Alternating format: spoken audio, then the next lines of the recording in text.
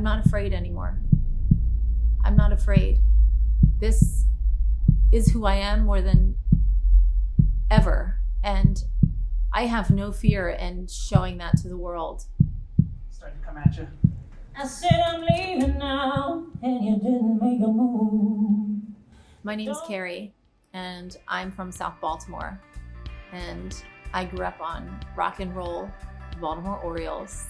I grew up in a little row house on the South Side with very little material things, but with a lot of love and a lot of heart and a lot of support from my parents to fully express myself, whatever that means.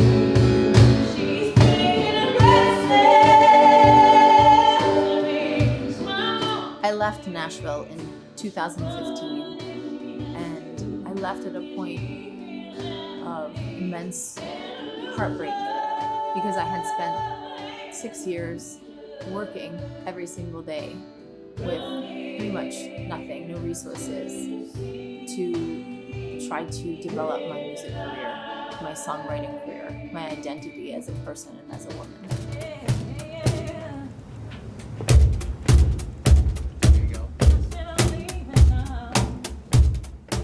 I married my longtime boyfriend in 2015 and then immediately discovered that I was pregnant with my first child. I was at a crossroads personally and professionally, and I was completely depleted. I got turned down by every major label in Nashville, and it wasn't the right fit. I wasn't the right anything. But I spent those years there tirelessly developing my craft of writing, songwriting, playing anywhere I could, biker bars, street corners,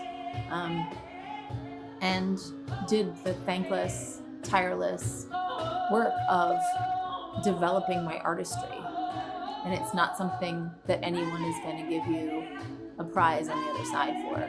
You just have to go through it. And for me, I'd reached a point where I had hit a professional wall.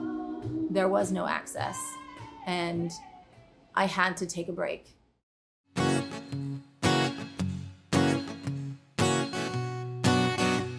Heading east now, the path in front of me unraveled. Not knowing how I'll end up, not sure where I'll travel. Passing west, the borderline of good intentions. Further down the road, the sins get no confession. Don't you feel? Pregnant, I moved back to the East Coast with my husband, and although I never stopped writing, in fact, I actually put a small EP out that next year. While I was pregnant, I recorded it in Nashville. I flew back and forth all the time. I was still mentally there, even though I was physically away. And I kept saying, it's just geography. I went through a tremendous personal transformation with the birth of my son, the traumatic birth of my son, and all of the difficult emotions that followed after that. The identity crisis that I, as a woman and an artist, found myself in.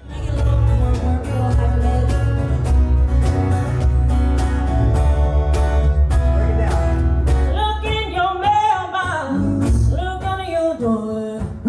I'm sending you notice like you never know before. I'm writing you postcards, I'm away. This last year or so has been a steady progression towards the artist that I know is there.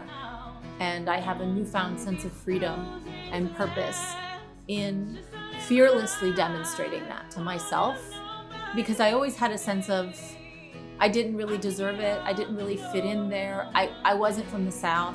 I didn't really grow up on traditional country music. It was more rock and roll. But I always felt like an outsider. My mother's Puerto Rican, so I'm half this person of color.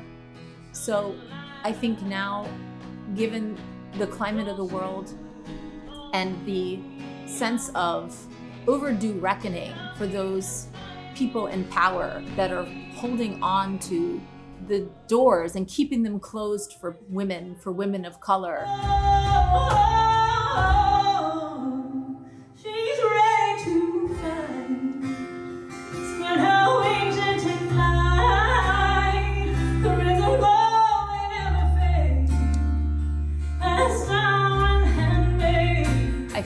some ways, me taking a step away and leaving Nashville has given me clarity in where I fit in the artistic landscape.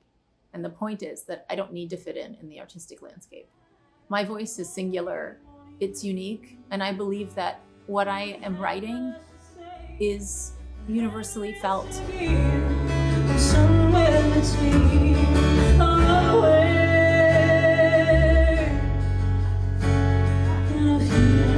I am this person's mother, and I'm married, I'm a wife, but I have this whole identity that I had already forged over the course of my entire life.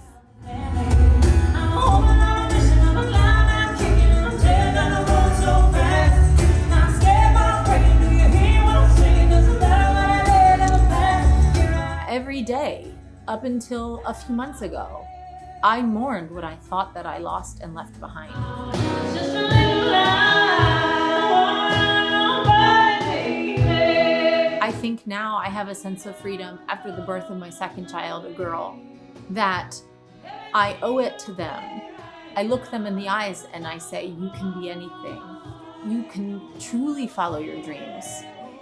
That it's unfair for me to do that and not follow my own.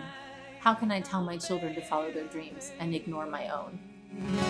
Bring me back to life. Bring me back.